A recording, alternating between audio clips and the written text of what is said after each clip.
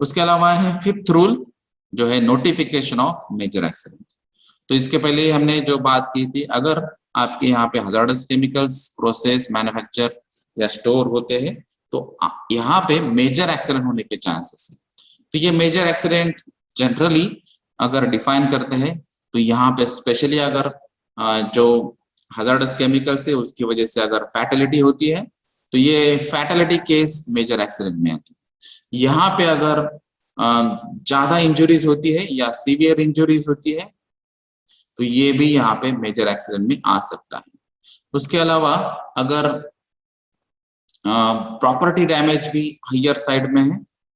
तो वो भी यहाँ पे मेजर एक्सीडेंट में आ सकता है। और अगर एक्सप्लोजन होता है और एक्सप्लोजन की वजह से भी अगर इंजुरीज, फैटलिटीज या मेजर डैमेज होते हैं, तो वो भी मेजर एक्सीडेंट कैटेगरीज में आता है। तो इन केस अगर ऐसा कुछ एक्सीडेंट होता है,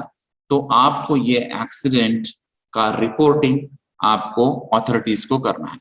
तो यहाँ पे अथॉरिटीज जो है, यहाँ पे specially department of director of industrial safety and health जो है, तो डिश डिपार्टमेंट को आपको करना है। यानी कि जो इंडस्ट्रियल सेफ्टी एंड हेल्थ का जो डायरेक्टर रहेगा, या डेप्यूटी डायरेक्टर या असिस्टेंट डायरेक्टर या सेफ्टी इंस्पेक्टर, तो ये डिश ऑफिस को आपको यहाँ पे उनको बताना है। तो ये इनिशियली आज के डेट में आपको फोन कॉल करना है, फिर मेल करना है, और फिर जो हार्ड कॉपी है विद साइन एंड स्टैम्प, उसकी डिटेल्स भी आपको देने हैं। तो इनिशियली आपको ये क्यों देना है? क्योंकि अगर ये जो हजार्ड है और जिसकी वजह से ये एक्सीडेंट हुआ है, और उसके बेसिस पे ये उसका जो कैटेगराइजेशन है, ये अगर मेजर एक्सीडेंट कैटेगरीज में आता है, तो वो शायद जजमेंट ले सकते हैं कि ये एक्सीडेंट होने की वजह से अगर ये सराउंडिंग में इसका इम्पैक्ट होगा, तो वो इंडस्ट्रीज को भी उनको कंट्रोल करना है। अगर कम्युनिटीज में या सोसाइटी में भी अगर उसका इम्पैक्ट हो सकता है, तो उसको भी कंट्रोल करने के लिए डिश ऑफिस अदर जो कंसर्न अथॉरिटीज है उनका भी हेल्प ले सकता है। तो अगर आपका जो भी MIDC एरिया है, उस हिसाब से जो नियरेस्ट पुलिस स्टेशन है, उसको भी आप ये एक्सीडेंट के बारे में बताना चाहिए। उसके अलावा जो कलेक्टर ऑफिस है, तो ये कलेक्टर ऑफिस में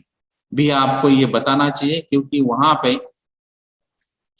जो टीम रहती है डिजास्टर कंट्रोल के बारे में, वो भी शायद आपको हेल्प कर सकती है। उसके अलावा अगर ये फायर केस है, तो यहाँ पे आपको जो फायर ऑफिस है उनको भी बताना चाहिए। और यहाँ से अगर फायर टेंडर्स की अगर आपको हेल्प मिलती है, वो भी आपको मिल जाएगी। अगर आपके MIDC में नियर बाय इंडस्ट्रीज के पास ही आपके फायर टेंडर्स या अदर प्रोविजंस है, अगर आप उनसे भी हेल्प लेना चाहते हैं, तो आप डायरेक्ट कंपनीज को भी कांटेक्ट कर सकते हैं, या फिर जो आपका मार्ग का ग्रुप रहता है, यानी कि म्यूचुअल एड रिस्पांस ग्रुप, तो वो मार्ग ग्रुप थ्रू भी आप कांटेक्ट कर सकते हैं, कम्युनिकेट कर सकते हैं कि हमारे इंडस्ट्रीज में ऐसा इश्यू हो चुका है और इसके लिए ये कंट्रोल करने के लिए आपकी ये ऐसी हेल्प चाहिए। तो ये एक्सीडेंट रिपोर्टिंग सबसे पहले आपको विद इन 48 आवर्स करना है। तो यहाँ पे जो रिपोर्टिंग एक्सीडेंट की ये क्राइटेरिया फिक्स है कि आपको विद इन 48 आवर्स ये करना है, क्योंकि ये मेजर एक्सीडेंट कैटेगरी वाला एक्सीडेंट है। तो ये सभी एक्सीडेंट जो है ये रिपोर्टेबल कंसिडर हो जाएंगे, और इसीलिए आपको ये विद इन 48 आवर्स जो क्राइटेरिया है फैक्ट्री एक्ट में भी दिया गया है, वो आपको देना है। तो ये भी जो कंसर्न अथॉरिटी जो हम रिपोर्टिंग के बारे में बात कर रहे हैं, तो ये शेड्यूल 5 में उसके डिटेल्स दिए हैं कि एक्सीडेंट एग्जैक्टली क्या है, उसमें रिपोर्टिंग के लिए आपको क्या क्या डेटा फर्निश करना है या फिर देना है, और जो भी एक्सीडेंट का जो रिपोर्ट का फॉर्मेट है, ये फॉर्मेट में आपको ये सबमिट करना है। तो इसके लिए आपको शेड्यूल 5 और शेड्यूल 6 रेफर करना है और उसके बेसिस पे रिपोर्टिंग करना है। उसके अलावा जो कंसर्न अथॉरिटीज है, उन्होंने जब ये रिपोर्ट पढ़ा है, उसके बेसिस पे आप उनको एनालिसिस भी करना पड़ता है। तो सबसे पहले जैसे ही उनको पता चलता है कि यहाँ पे एक्सीडेंट हुआ है, तो उसको कंट्रोलिंग के बारे में सोचना चाहिए, उनको हेल्प करना चाहिए, और उसके बाद में फिर वो जो रिपोर्ट है उसका डिटेलिंग देख के उसका एनालिसिस करना चाहिए कि ये एक्सीडेंट क्यों हो चुका है,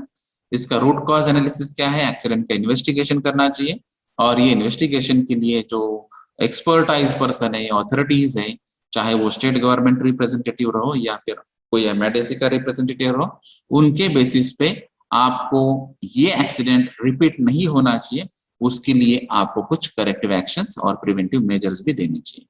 तो ये जो भी एनालिसिस रहेगा उसके बेसिस पे ये जो अथॉरिटीज है ये ministry of environment and forest को भी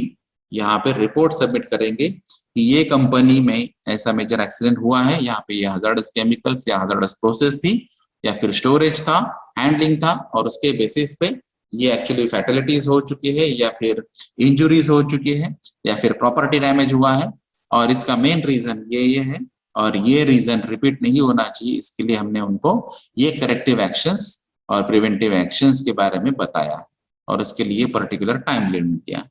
तो ये जो ministry of environment and forest है ये कंपनी से भी डेटा ले सकता है और जो अथॉरिटीज है अथॉरिटीज से भी डेटा ले सकता है, और उसके बाद में वो क्रॉस चेक भी कर सकते हैं कि जो भी आपको करेक्टिव एक्शन और प्रिवेंटिव एक्शंस बताए हैं वो आपने इम्प्लीमेंट किए हैं।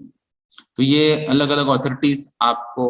क्रॉस चेक कर सकती है।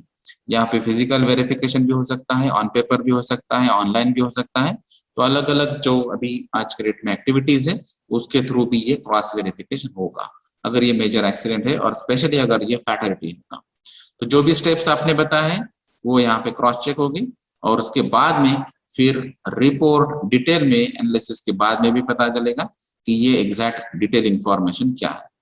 क्योंकि यहाँ पे इनिशियली आपको शॉर्ट में इंफॉर्मेशन देना पड़ेगा, आपको एक्सीडेंट को कंट्रोल करना पड़ेगा और उसके बाद में आपको डिटेल इंफॉर्मेशन देना है कि हमने एक्चुअली जो स्टेप्स थे उसमें क्या मिस्टेक किए, या फिर कोई केमिकल है उसका सब्स्टिट्यूशन नहीं किया था या फिर उसका जो हजार्ड है उसको मिनिमाइज नहीं किया था, उसकी वजह से ये प्रॉब्लम है। तो जो भी इश्यू होगा वो आपको डिटेल इंफॉर्मेशन आपको अथॉरिटीज को देनी पड़ेगी। तो ये सभी चीजें जैसे हमने पहले भी बात की थी ये ऑन पेपर होगी यानी कि राइटिंग में होगी।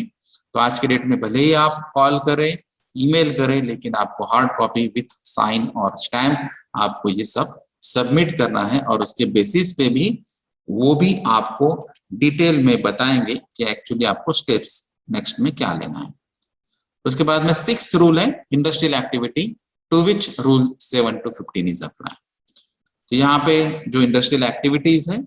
जहाँ पे हमने बात कही थी स्टोरेज के बारे में, प्रोसेस के बारे में या पाइपलाइंस के बारे में,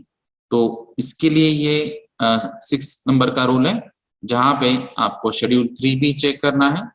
और कुछ रूल्स भी रेफर करना है, जैसे यहाँ पे रूल 10, 11 और 12 भी है। स्पेसिफिक कॉलम्स भी आपको चेक करना है जो इंडस्ट्रियल एक्टिविटी ओरिएंटेड।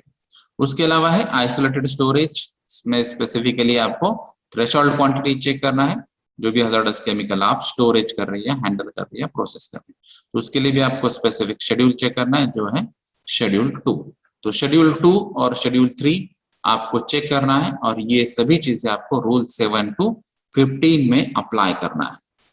तो 7 रूल to 15 रूल में तो इसमें अभी स्पेसिफिकली अगर आपकी जो इंडस्ट्रियल एक्टिविटी थी और आपने जो सैंक्शनिंग लिया था या फिर लाइसेंस लिया था, आपने जो परमिशन लिया था, उसके बाद अगर आपने कुछ इंडस्ट्रियल एक्टिविटीज में मॉडिफिकेशन किया या फिर कोई नई एक्टिविटी आपने स्टार्ट की तो आपको फिर से ये जो मॉडिफिकेशन किया है वो आपको अथॉरिटी को बताना पड़ेगा और अथॉरिटी क्रॉस चेक करने के बाद में वापस से आपको परमिशन दे सकता है। इन केस अगर वो हजार्डस केमिकल के रिलेटेड कुछ मेजर इश्यू हो सका तो वो आपका जो एप्लीकेशन है वो रिजेक्ट भी हो सकता है। तो यहाँ पे एक पॉइंट है जो है न्यू इंडस्ट्रियल एक्टिविटी और दूसरा जो है एग्जिस्टिंग इंडस्ट्रियल एक्टिविटी है और उसमें मॉडिफिकेशन या एक्सपेंशन है, तो वो भी न्यू इंडस्ट्रियल एक्टिविटी ही कंसिडर होगी और उस हिसाब से आपको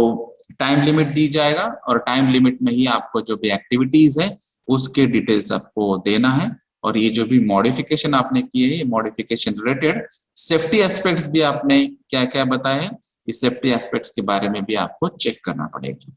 ठीक है, अभी ये जो रूल 6 में जो बताया है 7 to 15 आपको एप्लीकेबल है, तो ये रूल नंबर 7 क्या है, तो वो है नोटिफिकेशन ऑफ साइट। तो ये जो साइट हमने बात की थी, साइट का मीनिंग क्या है, तो जो भी हजार्डस केमिकल्स आप स्टोर कर रहे या प्रोसेस कर रहे, मैन्युफैक्चर कर रहे, यूज कर रहे या फिर जहाँ पे पाइपलाइंस भी यूज कर रहे, तो ये सभी एक्टिविटी जहां पे हो रही है वो लोकेशन को हम साइट कहते हैं। तो ये साइट के लिए आपको नोटिफिकेशन पहले दिया जाएगा। जैसे ऑक्यूपायर पहले क्या करेगा कि ये साइट पे हमको ये इंडस्ट्रियल एक्टिविटीज या ये स्टोरेज आपको करना है, तो इसके लिए आपको परमिशन लेना चाहिए। तो ये आपको सभी बातें डिटेल में, यानी कि ये रिटर्न रिपोर्ट आपको कंसर्न अथॉरिटी को सबमिट करना है, और उसके बाद में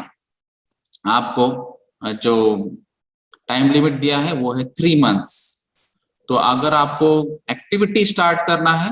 तो एक्टिविटी स्टार्ट करने के पहले कम से कम 3 महीने पहले ही आपको शेड्यूल 7 के हिसाब से ये रिटर्न रिपोर्ट आपको अथॉरिटीज को सबमिट करना है। तो कंसर्न अथॉरिटी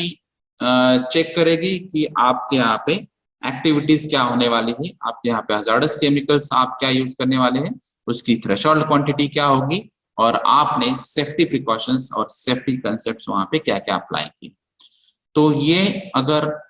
ठीक से एक्टिविटीज होगी, अगर सभी हजार्डस केमिकल्स जो है उसके जो हजार्ड्स है उसके बारे में आपने आइडेंटिफिकेशन, रिस्क एनालिसिस और प्रिकॉशनरी मेजर्स अगर आपने अप्लाई किए होंगे तो आपको परमिशन मिलेगी, और उसके बाद आप जो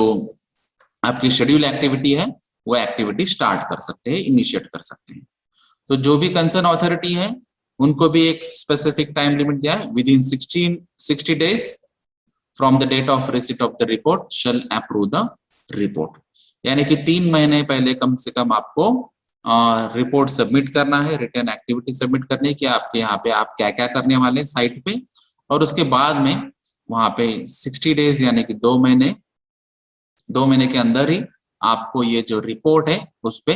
अप्रूवल देना है। यानी कि 3 महीने पहले अगर आप एक्टिविटी स्टार्ट करने के पहले 3 महीने पहले अगर आपने रिपोर्ट सबमिट कर लिया तो 2 महीने के बाद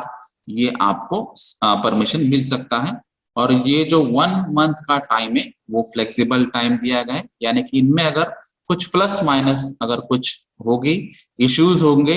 वो इश्यूज वो आपको सजेस्ट कर सकते हैं, और उसके बेसिस पे वो इश्यूज सॉल्व करने के बाद, यानी कि जिसको हम कहते हैं कंडीशनल परमिशन, तो कंडीशंस वहां पे दे सकते हैं वो कि आपको यहाँ पे ये इम्प्लीमेंट करना है, ये मॉडिफिकेशन करना है, ये रेक्टिफिकेशन करना है, या फिर आपने जो क्वांटिटी बताई है वो थ्रेशोल्ड क्वांटिटी से एक्सीड है,